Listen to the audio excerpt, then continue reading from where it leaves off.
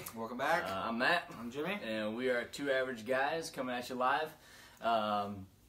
Get here to talk about Week 7. Absolutely. And what a week it was. It was actually pretty crazy. Had some, like we said it would be. Had some good upsets in the game. It was actually ended up being more entertaining than I think what anybody really thought it would be. Right. And so we're here to break down what happened on Friday night, what happened Saturday. We'll go over the Huskers as well. Kind of a lot of things going on with Nebraska. Obviously, a lot of upset fans out there. We got a new AD now. A lot of people thought Riley would be gone by now, so we'll talk about that. Also talk about with bringing in Moose. What are we looking at for next steps for Nebraska coming from the West Coast? A lot of people say, hey, he's got ties to Oregon, he's got ties to Mike Leach. So we'll go into some of those details, talk about a lot of different moving parts to what is currently going on at Nebraska. And obviously everyone has their own opinion, so it'll be interesting to see what you guys think. Obviously comment as you normally would and let us know what you're thinking. So Absolutely. Let's get this thing going. So let's start with Friday night this last week. Couple upsets. Not want to be a top 10 team playing on that Friday night. No, really, and really a top 20 team this past week was really tough for the top 20. And really top 25, top if you will. 25 altogether. But, focused on playoff and what's going to happen on Halloween when they release the first playoff projections. Is that when it is? They said the 31st. So okay. I think that's really when it's going to get really interesting and how we discuss what's going to happen moving forward. And also what everyone else out there is thinking. I have my own thoughts on who I think should be in the top 10 right now. It's different than what the AP is showing. And I'm sure Jimmy's going to have his thoughts as well. Right. So we'll talk about who we believe is the top 10 and break it down. I was talking to somebody today about it.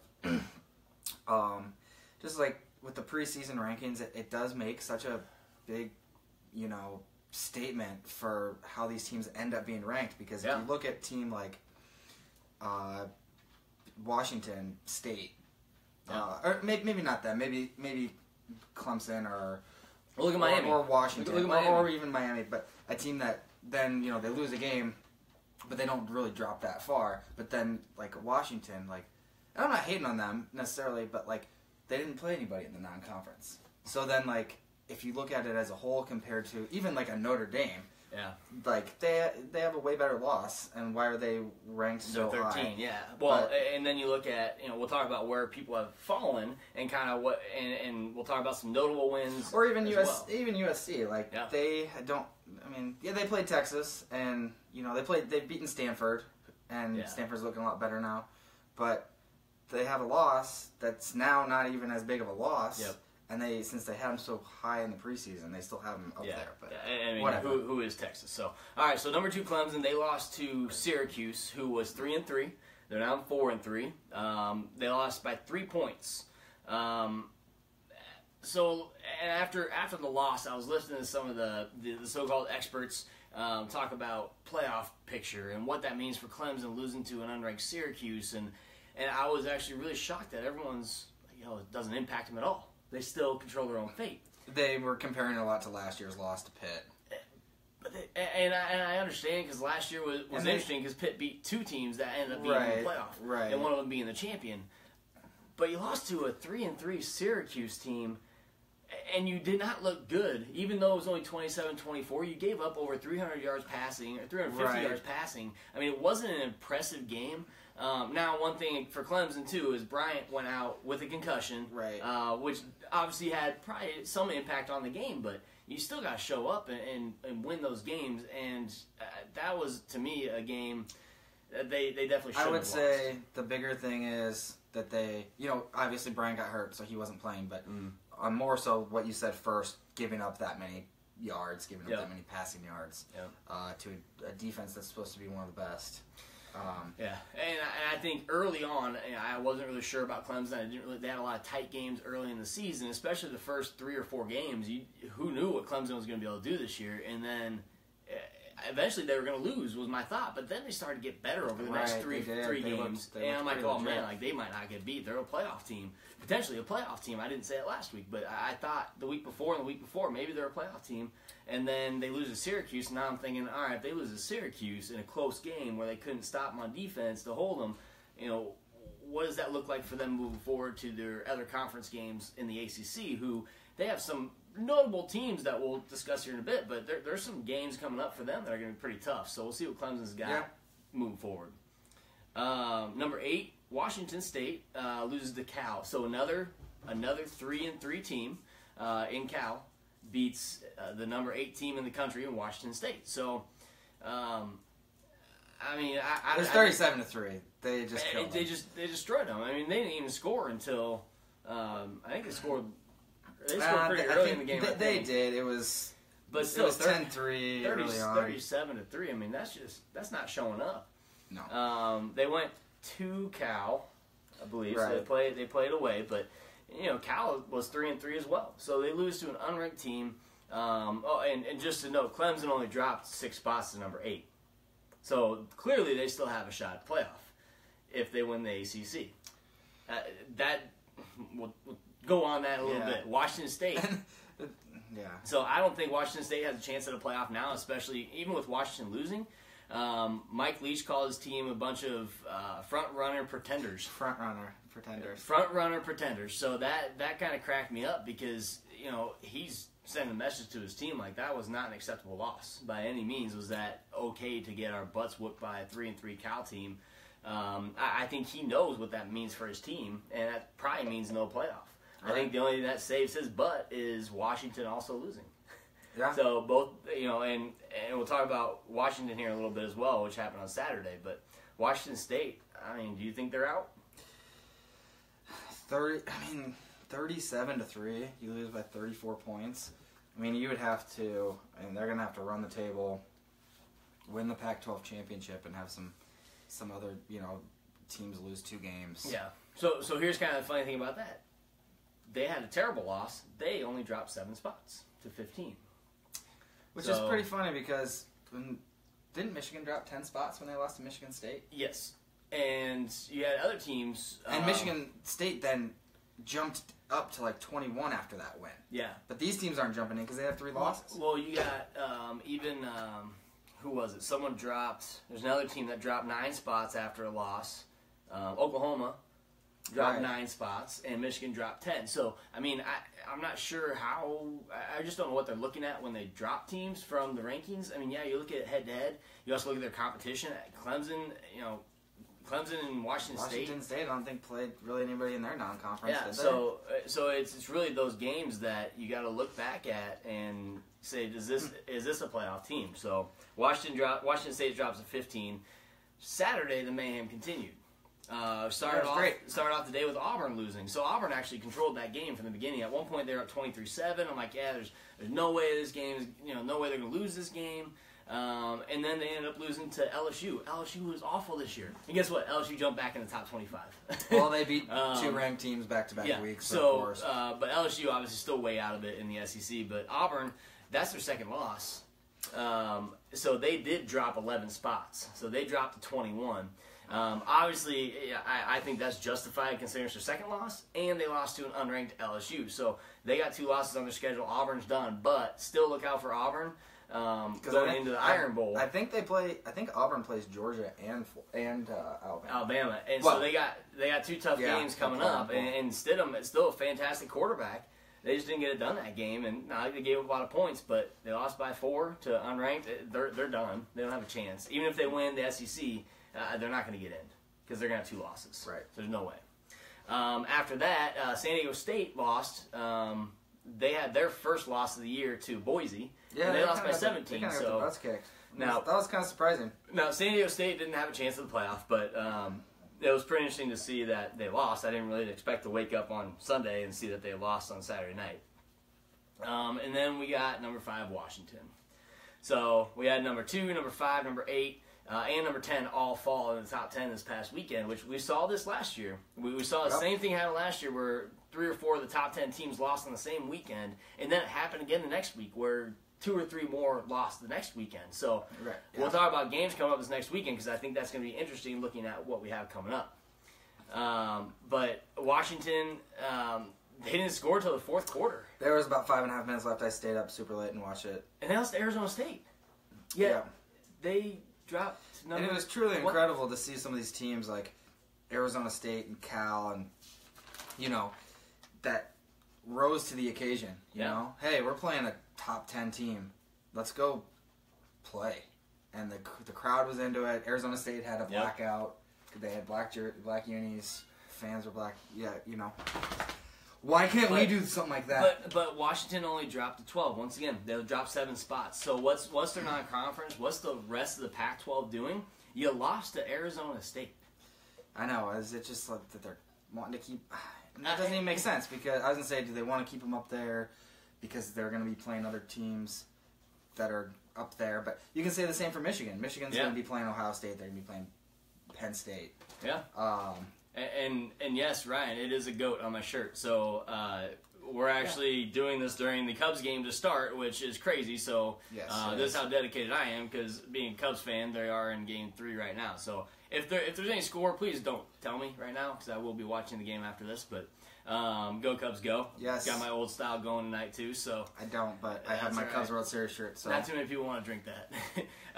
So we got Washington losers. They dropped to 12, so they dropped 7 spots. Didn't score until the fourth quarter.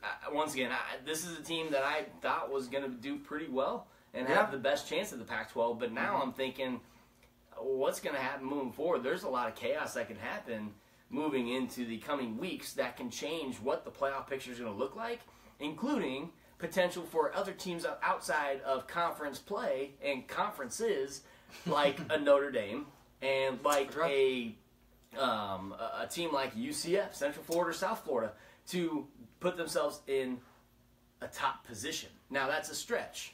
But there's a lot of chaos that can happen and potential for weird things to go on in the next 5 weeks of football. Yeah, that article that you posted. Mm-hmm. It is kind of crazy, you know, if a 2-loss conference champ, like, what do you do? Because they're really high on the conference champions. Yeah. And but I mean, we might have a few 2-loss conference champions this year, so especially Pac-12 and yeah, I mean Big 12. I mean, literally worst case scenario for them is TCU runs the table and then loses to Oklahoma State in the conference championship. Yep. So a lot of things that happen still, but let's talk about some of the notable wins that we saw in the top 20. So Alabama didn't have any issue with Arkansas, won 41-9. Really, I mean, they're just steamrolling their team. They're a good team again this year, but you look at, they're not putting up a ton of points every game. And when they have put up a lot of points, they've given up, but most of those points are given up by second, third string. Exactly. So, but Alabama's still rolling the table. They win 41-9 over Arkansas.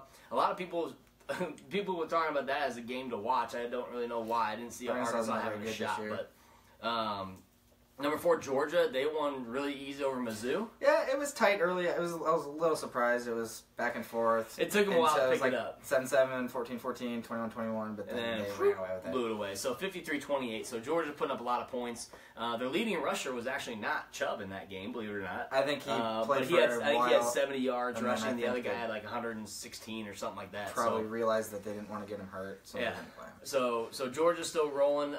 Once again, the SEC, I'm telling you, watch out for Georgia.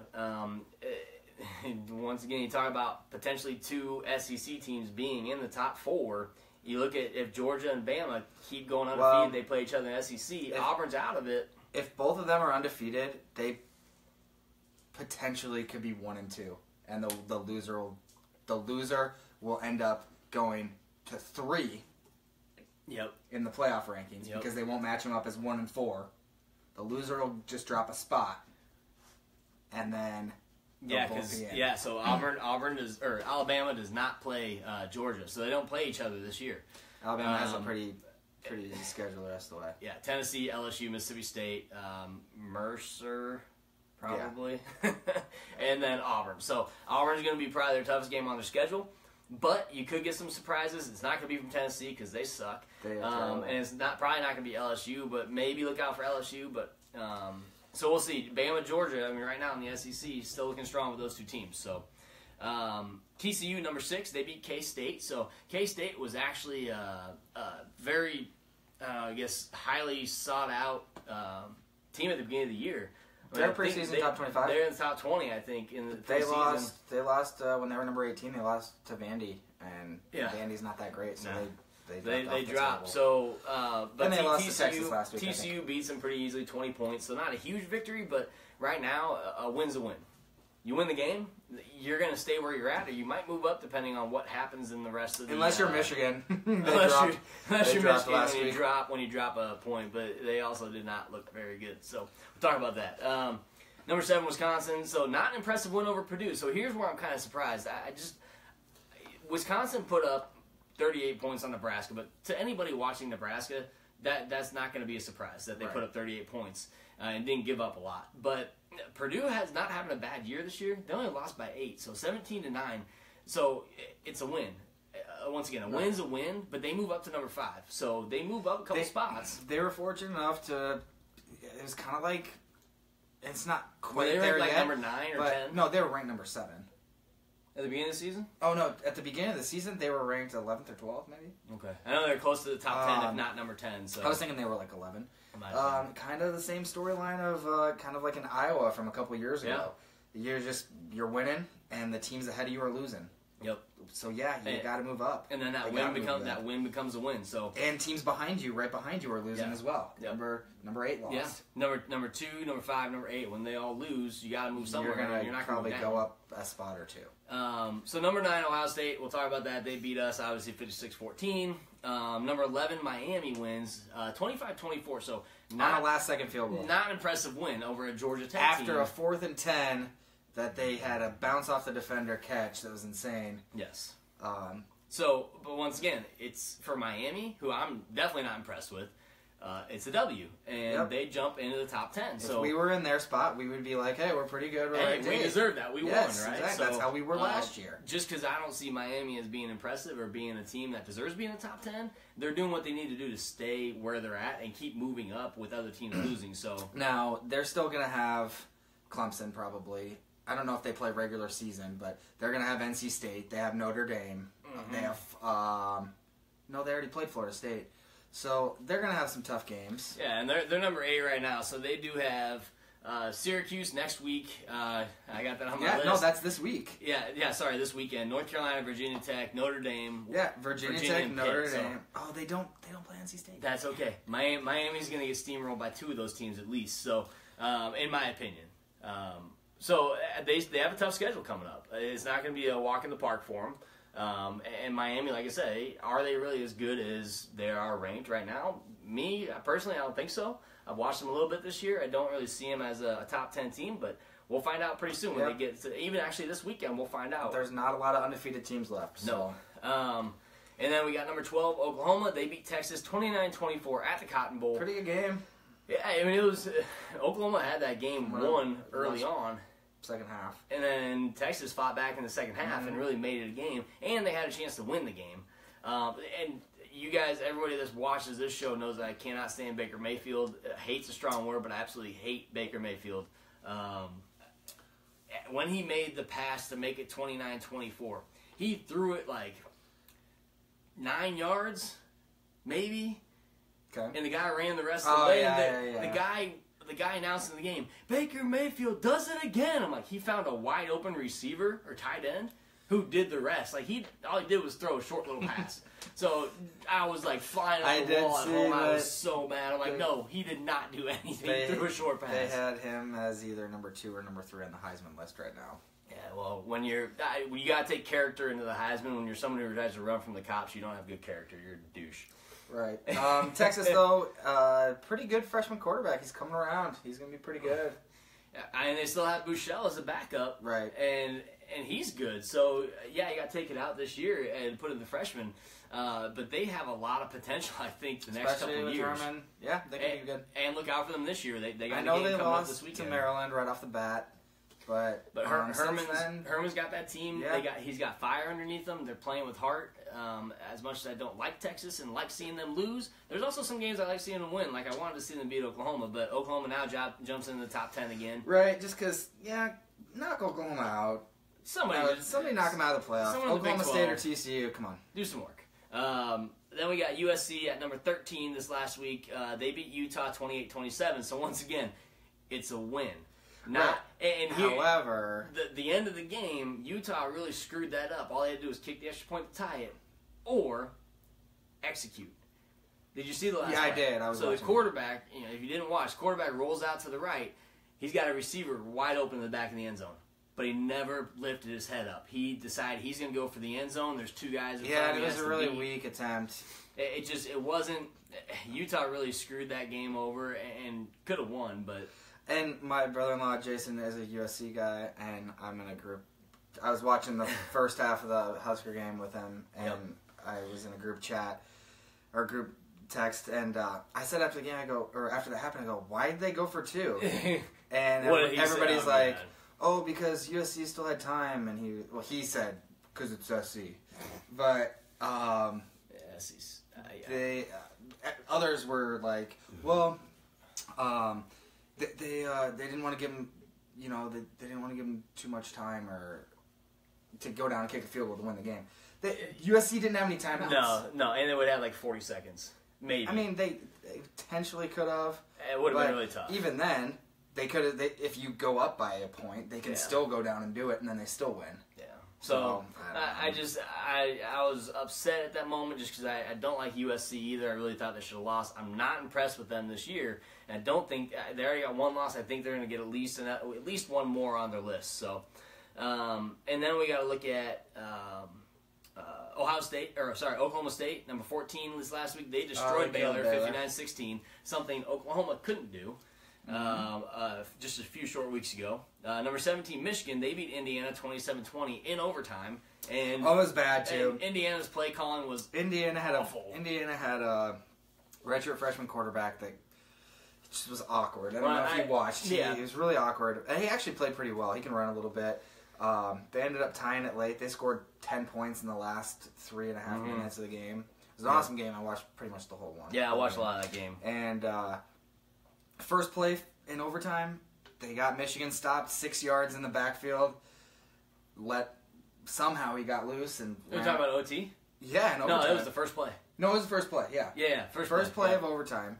They had him stopped 6 yards behind the line, and somehow he gets out of it and runs for a 25-yard touchdown. It was because their defensive end crashed from the right side, and he was so far in there, and it looked like he got juked, but the running back didn't make a juke move. He just kept he was running a straight line, and the guy acted like his knees buckled, and it's like the running back didn't move, and you just buckled your knees. But poor play calling and a little bit of poor execution. And a lot of Jim Harbaugh. Squinting and staring, wearing his khakis and his hat. Michigan, I think it will go over some real deals and some pretenders here in a little bit. At least my thoughts, and Jimmy will chime in. They've got two teams on their schedule that they cannot beat. No, they'll lose at least 2 games. Southern Florida, so USF was 18.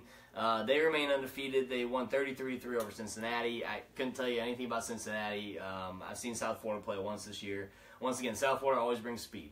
On offense and on defense. Charlie Strong. So they stay undefeated. And NC State, I think, is the team to talk about right now in the ACC. One thing that holds them back is their first loss of the season was to South Carolina. It hurts them right now, but when you look at the ACC standings, they are leading the ACC right now. And they're ranked they were 20, they moved up to number 16. They beat Pitt 35-17. They got a bye week here before they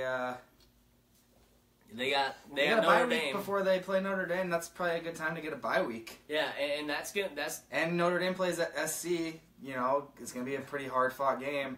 NC State's got 2 tough games. They can still win the ACC. Notre Dame. Yeah, they got back-to-back Notre Dame and Clemson. You win those 2 games, you're in the top 8. Oh, yeah. More than likely. Oh, yeah. I mean, even if you lose to Notre Dame and beat Clemson, you're still in the driver's seat for the ACC. Mm-hmm. So they still have a chance to win the ACC, but if they lose to Notre Dame and beat Clemson, no one in the ACC is going to make the playoff. They won't put a 2-loss ACC team. Well, Miami could. Well, yeah, but we already talked about it. They're going to lose.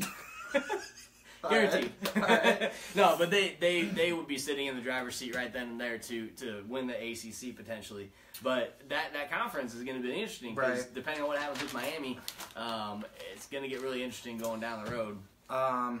Central Florida had a big win. I know you didn't have it on there.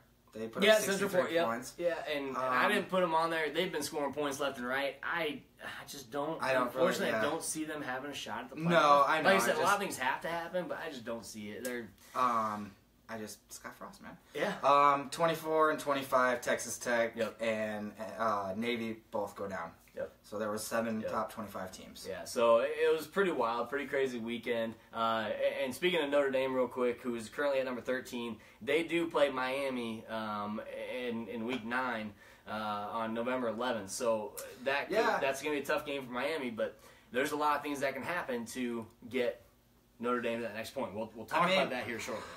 They've got a lot of work. I mean, they're going to have to beat USC. They're going to have to beat NC State. They're going to have to beat Miami. Navy's not ranked anymore, but they're probably pretty close. Navy's always one of those teams you got to watch. Yep. So that's a lot of work. If they can get that done, I mean, I don't see why they shouldn't be in there. Yeah.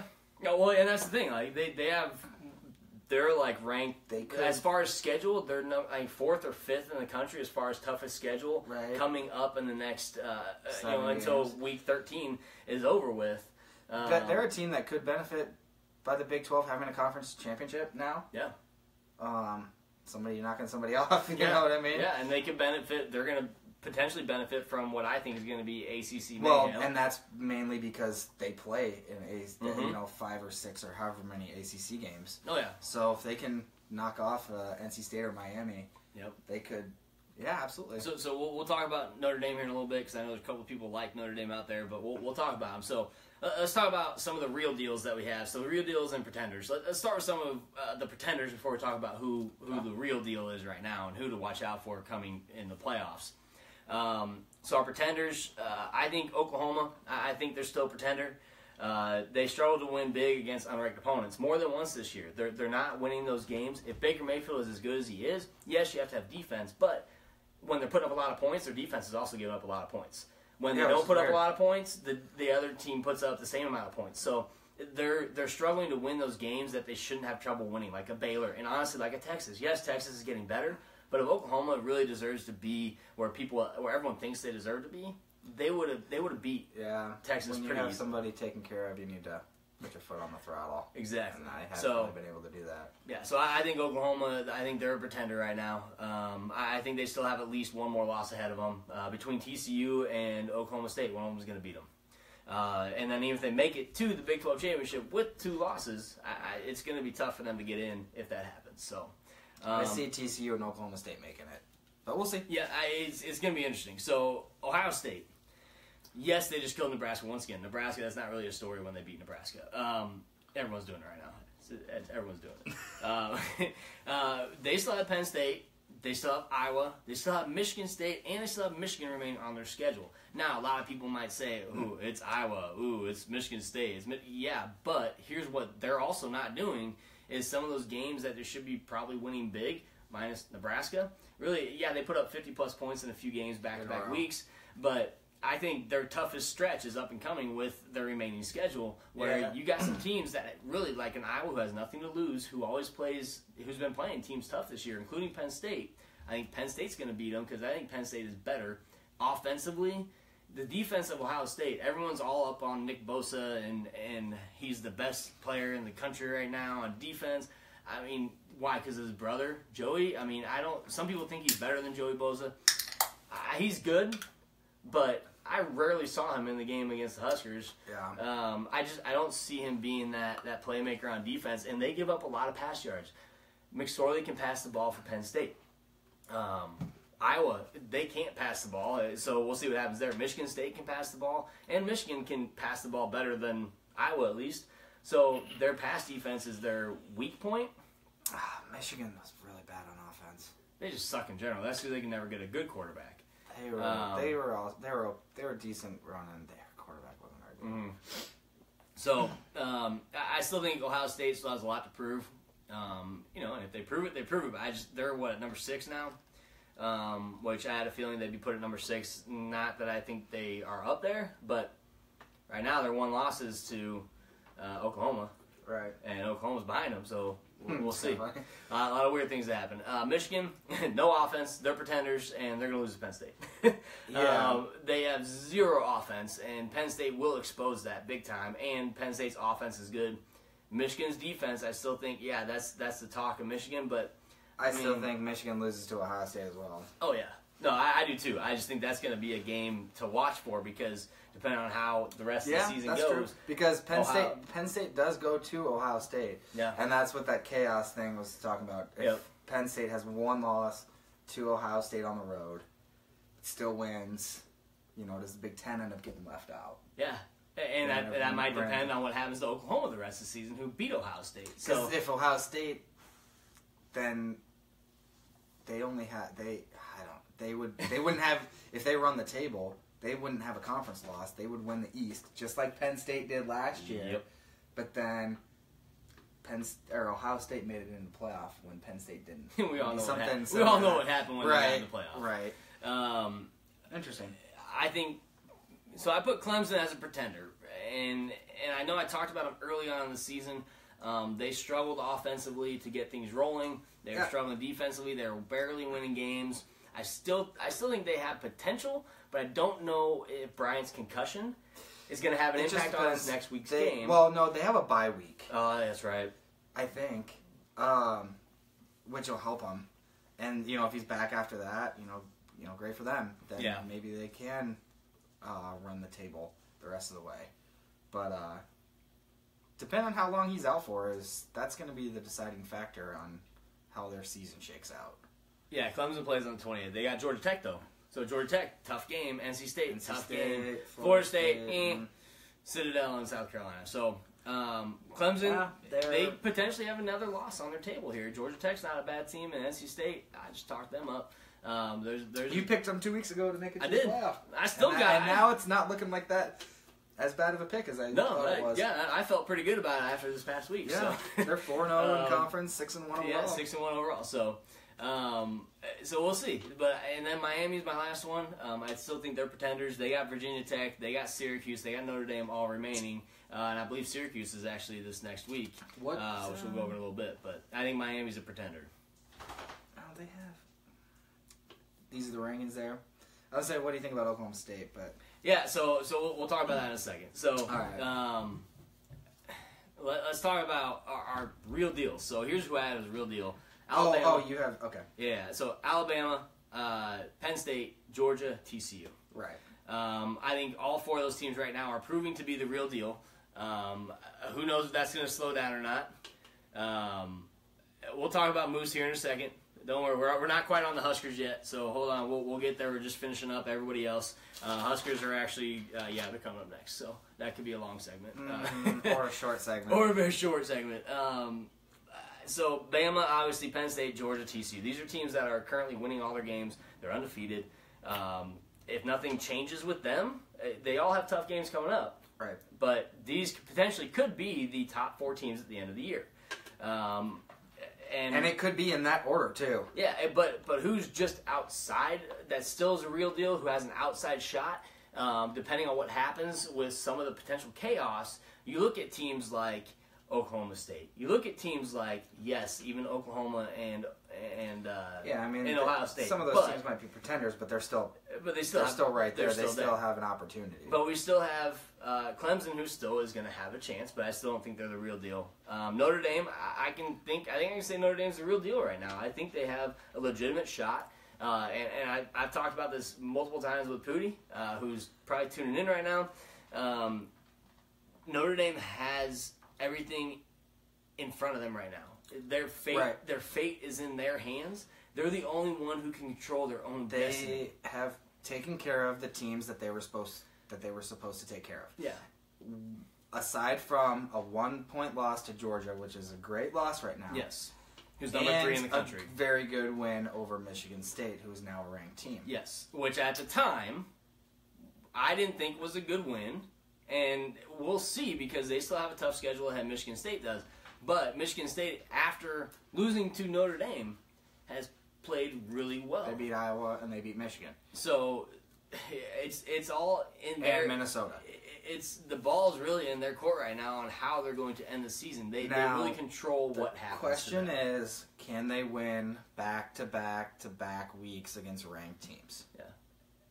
They got 5. They had a bye week at a good time. When all these other teams lost, it was a great time to have a bye week. Before you play USC. Can they beat USC? Then turn around and beat NC State. 5 of their 6 remaining games are against. Well, they were before this week. Navy losing, they are no longer a top. Oh, that's right. That's right. Wake Forest is the other team. So, 4 of the 6 games remaining are all against ranked opponents, which is why they're still 4th or 5th best schedule, hardest schedule remaining. I'm a little surprised that they aren't ranked higher than they are, but they started outside the top 25, and they didn't play this week, and they still moved up 3 spots. They're up to number 13. So. If they would have played a game, I could have seen them maybe going up 4 or 5 spots. Yep. But time will tell. Yep. I mean, we're not, even though we might not like them that much. Yeah. They're up there. You can't deny what they've done this year and what they potentially could do the rest of the year. I think they take care of USC, and we'll talk about some of those games coming up. I do. Let's talk. So here's what I put in the top 10, and who I thought was just outside the top 10 in no particular order. But in the top 10, I had Bama, Penn State, Georgia, TCU, Wisconsin, Ohio State. I got all those right. Next, I thought Miami would move up there, not because they deserved it, but because of where they're at. I thought Oklahoma, USC, Oklahoma State. But what happened was Clemson, Miami, Oklahoma State. So USC did not move in the top 10. Clemson stayed in the top 10. And Miami did not move as far as I thought. So, but USC's at number 11, Washington 12, Notre Dame 13, and then Vatech at 14. So, and 15, Washington State.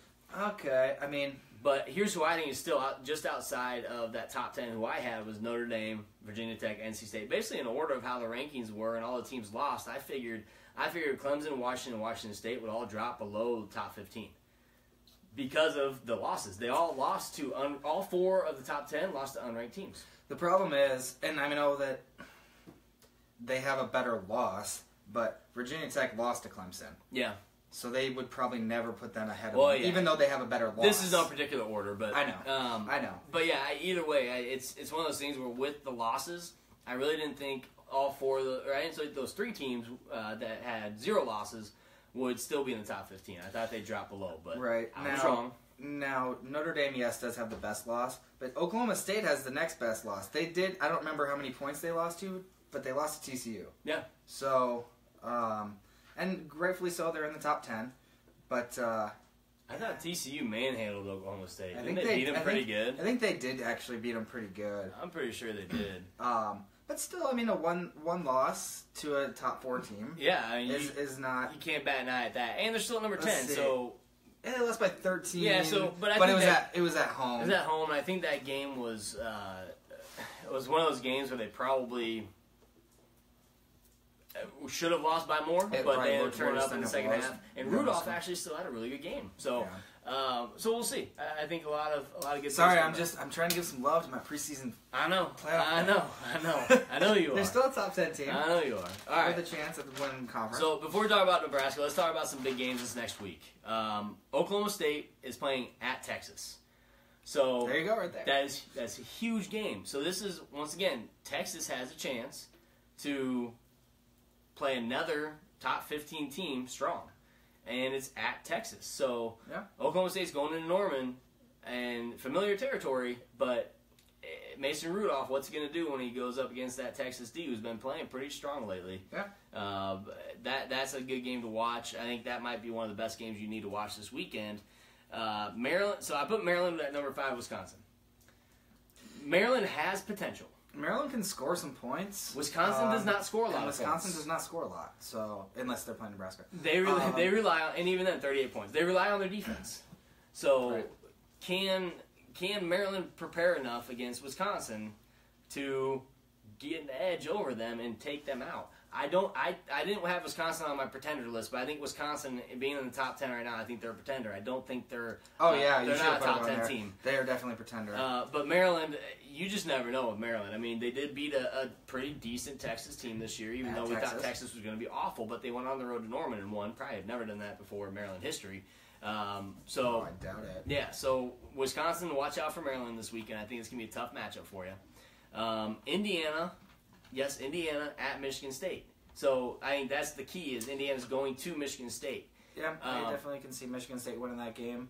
But Indiana just played tough against Michigan. They did, and they should have won that game, to be honest. Or at least took it in double OT, but they had a chance and they blew it. But Indiana at Michigan State, it's going to be a tough game for them. Syracuse at Miami. Yeah, Syracuse just took out the number 2 team in the country. They know what they can do. Yep, they're confident, and yes, they have to go to Miami, but I don't think Miami is as good as Clemson. No. So I think Syracuse can beat them. I think Syracuse has a good shot against Miami, so watch out for And that if game that also. quarterback plays as well as he did and he throws for as many yards, they're going to win that game. I think they have a good shot against Miami. So Syracuse, they got a lot of confidence right now. Number 11, so probably the best two games, or the two best games of the week. Probably the two best games are their top-ranked teams. They're all in the top 20 playing each other, ranked teams playing. USC, number 11, playing at Notre Dame. Yep. Once again, at Notre Dame. Take that into account. And it's USC Notre Dame. It's a very historical matchup. Very easily could be a last possession game.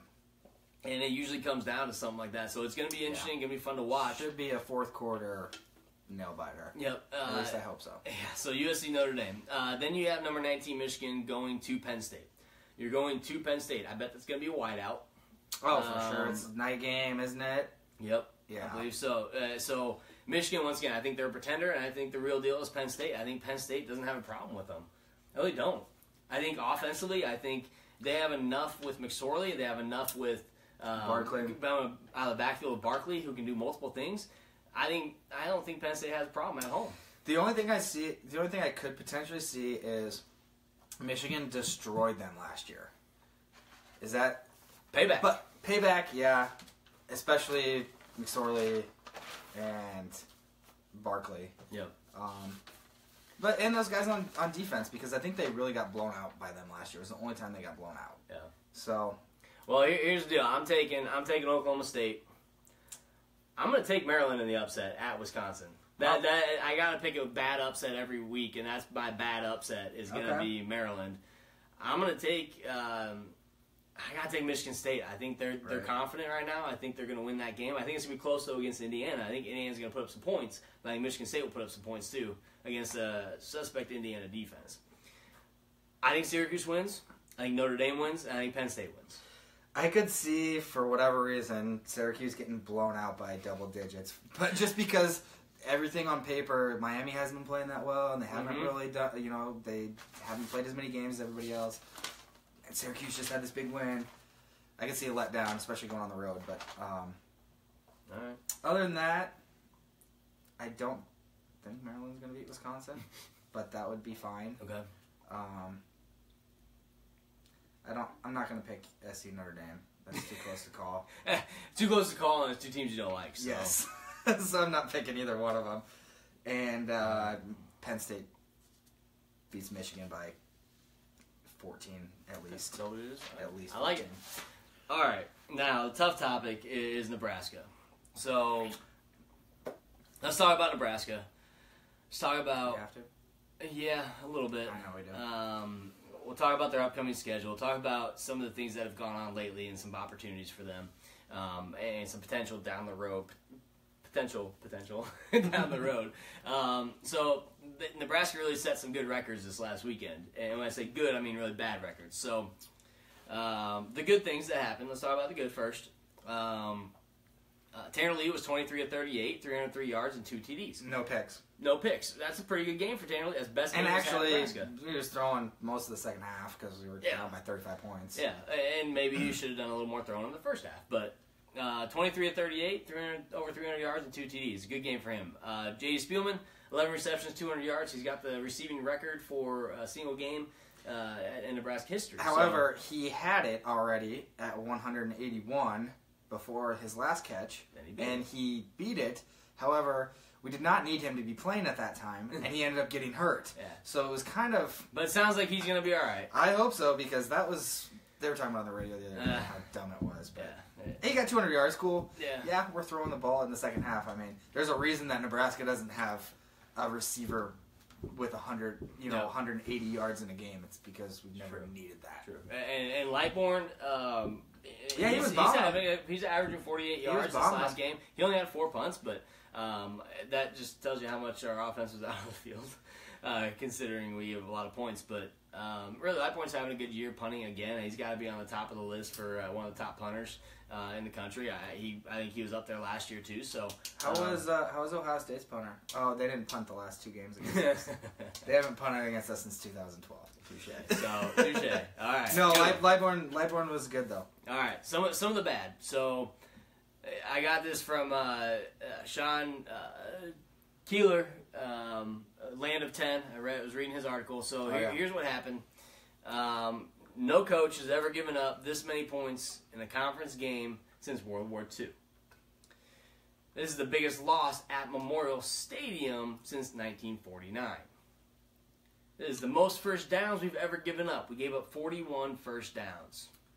Good job. Yeah. And it wasn't 62-3, so that may be a good thing, but it's also bad because we still lost by 42 points. And it was 35-0 at half. That's our worst halftime deficit since Oklahoma State. It was a long time ago. That was like 07 or 08. 38-0 is there It was at 08. half. So, but we still didn't get beat 56-14 by Oklahoma State that year. So Mike Riley and his staff, I mean, they're setting some records. I mean, I heard that from multiple people that the balloons got let go after the second first down. Yeah. It was the first down in the second People were sick and tired of holding them. Yeah, it's pretty bad. So we'll talk a little bit about what's going on in Nebraska, what we see, and then we'll talk about their opponents first, then we'll talk about what's going on in Nebraska. So, also in this article by Sean at Land of the 10, he was talking about Nebraska still has a chance to go 7-5, and I'm like, maybe flip that around to 5-7. So here's our remaining opponents. We got Purdue, we got Northwestern, we got Minnesota, Penn State, Iowa. Here's a win. Purdue? No. I don't know. I don't think so. Northwestern? No. They're not very good, but I think we're worse than them. I don't know. That might be a competitive game, but that's always a close game with us and them. So, but Purdue gave up 17 points to Wisconsin. We gave up 38. Northwestern only lost to Wisconsin by 9. Right. We lost by 21. Minnesota, that might be a win. We might be able to beat Minnesota. So I'll say Minnesota's a W. They're currently sitting at 3 wins. Penn State, no. I mean, I don't know that there's even like a 1% chance. I don't even want to play them, to be honest. Can we just skip that game and give them the win? Can we forfeit? Forfeit and lose 1-0. And then Iowa, probably lose. Here's the deal. I would love to see the Huskers win 7 games. It's not going to happen. And any Husker fan who thinks we're going to win another 4 games is out of their absolute mind.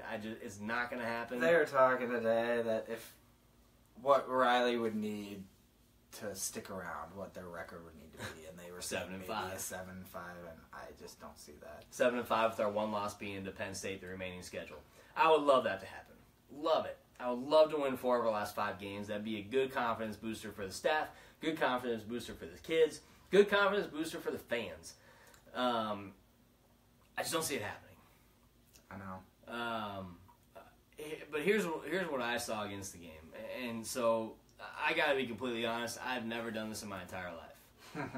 Never ever in my entire life. I've done it once. Have I turned the Nebraska game off at a certain point in time and never turned it back on? Never. Now you also had a good reason because the Cubs game was on. That I had the Husker game on my tablet. That had nothing. The Cubs game was on. And the Cubs lost too. But right. But the reason why I turned it off, I was so disappointed not only in the effort of the team, which was really weak. Weak effort. We looked completely unprepared for that game. Yeah. When they went up 21-0, I almost turned it off. And the reason why, very simple.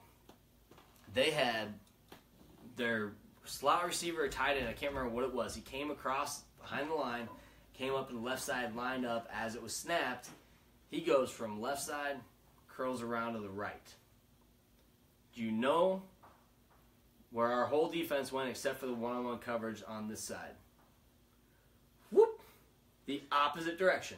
Our linebackers, our safeties, all went in that direction as the receiver is coming across on a 3-4 defense. Nobody covered the guy coming right across the middle of the field. Everybody went that way. Wide open. He walks in the end zone. And at that point, I'm like, I gotta turn it off. I was so mad.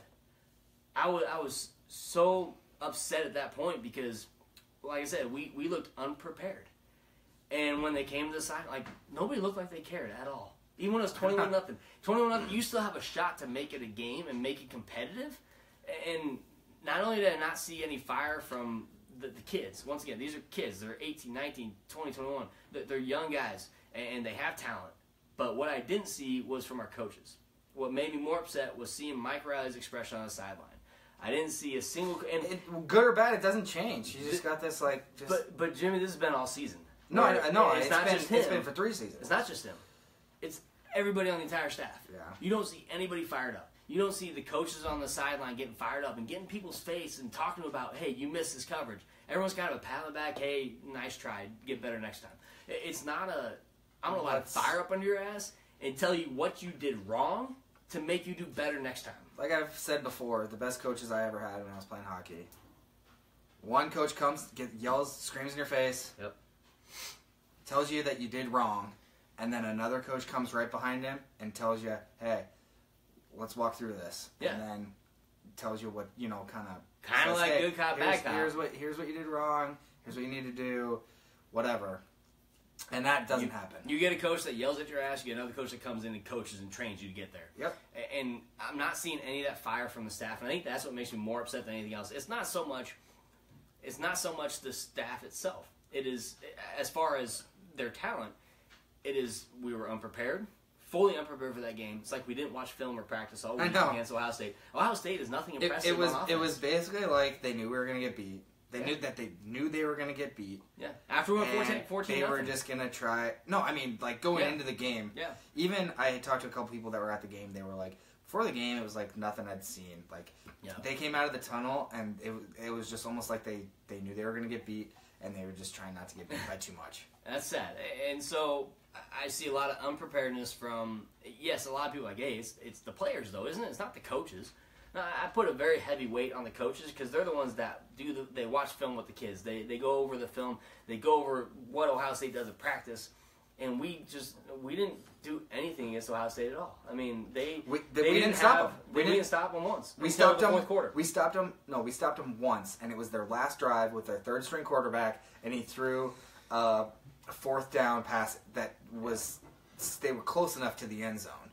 Like in a normal game, it probably would have been a field goal or whatever. Yep. That was the only time we stopped him. Yeah. So the lack of preparedness really made me upset.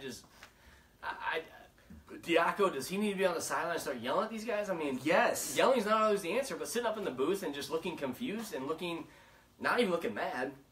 And I mean, I'm sorry, yeah, it's your first year, but your defense sucks. Yeah. And that's part of being prepared for an Ohio State team who is not. They're not creative. They don't do anything fancy on offense, but we couldn't do anything. One thing I thought was interesting was, so we had the 2 starting safeties. A couple of safeties were out. And so we moved Boodle or whatever. Yeah. Terrible. We moved him back there for his first time ever playing safety. Mm-hmm. When Kyron Williams, who was in the game, he had an interception for a pick 6 last week. He's played multiple games at safety. Yeah. Why don't you play this guy? Why would you play a defensive back at start him in a game at a position that he's never played against a team like Ohio State? Yeah. Yep. Blows my mind. Yeah, so I think coaching had a big part to play in that game. And I even talked to an Ohio State fan. He's like, do you think it's the coaches? I'm like, man, you played football. Right. You played football at UNO. I'm like, man, you know that part of that is coaching. Well, there's no compassion at all. And no passion, Pretty sure Riley came out after the game and said that there still has been improvements that are being made. There's little pieces of improvement here and there, but So can you blame the coaching staff entirely? Absolutely not. So no, that's true too. So now we get a new AD. We get Bill Moosin from Washington State. So Mike Leach was really surprised by that. He didn't see that coming. He was, and he straight up said that he's not coming to Nebraska. He did say that. And coaches say that. He did that. I know. Yeah, coaches say it all the time. But and who knows? As far as bringing another coach, it sounds like Mike Riley's going to be here to the end of the year, no matter what. Whether he's canned at the end of the year or not, we're in a conundrum right now where we bring in a new AD, and then we bring in an entire new coach and coaching staff. I just don't know if that's the right move right now. Oh yeah, it's not right now. At the end of the season, maybe, but even at the end of the season, who are we going to go after? Well, and I've talked to a couple people because, Scott Frost out there. Even Charlie Strong, South Florida. We were talking about South Florida. Is that somebody? However, with some of those guys, Scott Frost, he took a team that was 0-12 to 6-6. Now they're a ranked, undefeated team right now. However, they're pure nostalgia, right there. That's all it is. They're in the state, the team is in the state of Florida. They have a lot of talent around there that gets overlooked by Miami, Florida State, teams like that. Florida, yeah. And Florida. So, I mean, you're in a talent pool. You can go down the street and watch a high school game that has 5 Division I players out there. Yeah. It's not like that here. So, I mean... And so, yeah, you look at... really come back to Nebraska and do the same type of thing that you could maybe do there? Scott Frost went from the West Coast to the East Coast, Southeast, and Northwest to Southeast, from Oregon to UCF. Here's the deal with Scott Frost. You're looking at nostalgia. People that, hey, he used to play as a Husker. Hey, he's a good coach. He used to be a Husker quarterback. He can get our quarterbacks in shape. But what did he do to Oregon? He ran a spread offense. It's just that's another thing. It's not the Nebraska style. So he'd be bringing a brand new style that we've already changed from Bo to this. And would that be the best fit? I don't know. And another thing that I've been reading up a lot about is that style of offense. You have to have extremely skilled players, and are we going to be able to get that? Yeah, we because can't. If you don't have the players, and then we bring Scott Frost in, and 2 years. Nothing's really changed. Yeah. Then we're run him out of town too. Yeah. So Scott Frost, I think there's about maybe a 50-50 view on yes we bring him in or no we don't bring him in. But I'm on the fence. Not that he's a bad coach, but when you look at the style of offense he likes to run, I don't know if it's right for Nebraska. Now you also have a guy like Mike Leach that obviously is a name floating out there, and people see Moose come in, Big 12 guy. Pac-12 guy. Does it help Riley? Pooty, I don't know if that helps Riley or not. He was also an opponent. Sure they know each other, but they probably know each other, and they probably they might like each other even in some sort. But he's also going to be coming in understanding that people here are not happy, and he knows Mike Riley all too well from his days at Oregon State, and obviously we know his subpar record at Oregon State. So what are his views of the coaching staff, not only Mike Riley, but the staff that he brought in and how they've done with the team, even though some of them short amount of time, what they've done, and some of them longer in 3 years and what they've done. So Bill Moose is going to have an overarching view of what Nebraska is. He understands tradition. One of the things he said was he talked about tradition, he talked about the loyalty of the fans, he talked about not wanting to lose those fans. He said, right now, you're in a tough position as a Husker fan. And the article by Chattel in the Omaha World Herald, I posted it if you guys haven't read it. It's a really good article. He's talking about who's the boss. Yeah. Guess what? We're the boss. That's true. The fans are the boss. Here's what you see when other teams like Tennessee, the high expectations that fans have for their teams. When they lose, what do? In the stadium, what do? They leave. No, they boo. Oh, they boo, yeah. You get people to boo before they leave. What did you not hear once in the Husker game? The only time that Nebraska fans boo is on what they think is a bad call. Yeah. They didn't boo the kids. They don't boo the team, no. Were they mad? Yes, because... Did a lot of people leave? Yes. If you saw the article, it's very telling of how people feel about the current situation in Nebraska. Yes, expectations are high. They always are. But that's because we used to be a top program. And that slowly dwindled away year after year after year. Even Bo had Nebraska at a better standing, even though, we didn't always finish, in the top 25. But going 9-3 and 10-2 in all your seasons, that's better than what we did with Bill Callahan. Frank Solich had a short amount of time where we screwed him over. And then we get Mike Riley, who was in his third year. He went from a 5-7 season to what? 7-5 or 8-4? No, it was 9-3 last year with a bowl loss. And then we went, we downturned. So you got fans who have the high expectations, and we have high hopes, and we believe in the kids. But at what point do you start booing? You don't. You leave. That picture that was in the Omaha World Herald was, like I said, I saw the picture and my jaw just dropped. I've never, for one, left the Husker game early. Yes, I turned the game off early, but I've never left the game early. And I refuse to do so if I'm ever at the game. But seeing that many people leave was a telling story saying that, yes, these fans, they're the ones telling you what needs to happen next. And whether Riley sticks around all season or not, Yeah. is not going to matter because the fans, they have spoken. Well, it's been heard loud and clear. For sure. I know that it was windy. I think it was kind of chilly, and it's 35-0. Yeah. So people are like, oh, let's beat traffic, or let's go to the bar. It ended up being whatever. the same amount of traffic when you leave the game because half people left. Probably 45,000. And also, they're on fall break, so I think a lot of like student. Because I don't think the student section was as full as it normally is. It'll still sell out, yeah. But well, it's always a sellout. Yeah. But for now. Yeah. But hey, buddy. So. Yeah, I don't know. It's tough. You got tradition. You got sellout crowd. You got the black shirts.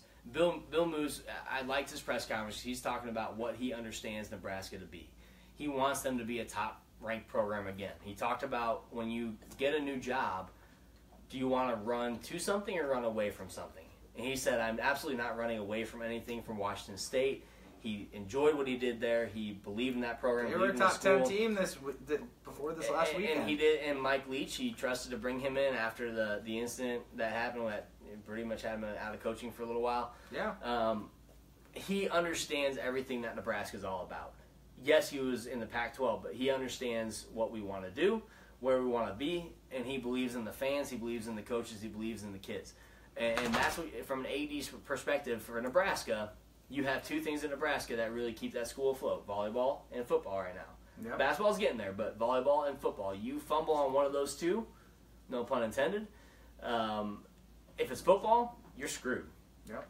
So he's got to come in and do what's right for the school, what's right for the fans, what's right for tradition, what's right for the history of Nebraska football, and have that be his number one focus. And I guarantee the chancellor, I guarantee the Board of Regents, everybody is saying the same thing. Football is your focus. If you're going to change the staff, make it the right people at the right time. Exactly. Right now is not the right time. It's not going to happen. Right. Les Miles is probably not even an option. Guess what? He sucked at recruiting an offense. Terrible. Or not necessarily that. They always had like really good talent, but they had terrible offenses. Yeah. So I don't know who the right guy is. I mean, I don't think it's there right now. I don't know that there is anybody that's there right now. Maybe someone. And we have a pretty tough schedule next year. We go on the road at Michigan, on the road at Ohio State. Do we want to bring a first-year coach in, or not a first-year coach, but do we want to bring a coach in and change things again? And change things, and then season's not very good, and then or do the Huskers ride it out and see what does Mike Riley do after this year, and what does Diaco do on that defense? What does Williams do on the wide receivers? Yeah, or do they clean house, or at least it's tough because like if you fire the head coach, I mean, what happens to all these other coaches? They typically go. They do. Everyone brings their own staff in. So I don't know. I think you put the school. We already extended his contract. We already owe Bo Pelini so much money. So we owe Eichhorst money. We're paying Eichhorst. We're paying Bo. We might be paying Bacalli. I don't even know. Probably not Solich anymore. I think we're past that. But we're still paying for the mistakes we've made in the past. Exactly. From an AD perspective, who's the one who gave him the extension? I mean, those are the kind of things that they look at now. You got to look at the bigger picture. And right now, the bigger picture is saying Mike Riley, his staff, they're probably going to be here this year. They might be here next year. Whether you like it or not, fans come to reality that might still happen. That could technically be, because then at that point, hey, he's had time to bring players in. It's not working. He has a really good recruiting class. And we have a really good recruiting class that we probably don't want to lose. Over the next couple of years. Buki, and then if we lose him, then what happens? Yeah. So Joshua Moore's visiting Alabama this weekend. Yeah. He's one of our top recruits. So you can write this season off. We're not chasing recruits off so far, but if these recruits that are coming in are going to think they can make a difference in Nebraska. We have a couple good quarterbacks in the wings. We have potential. I think Jebbia starts next year. So don't give up on your team this year. Yeah, maybe it's going to be a rough year, but guess what? I'm still going to watch the game.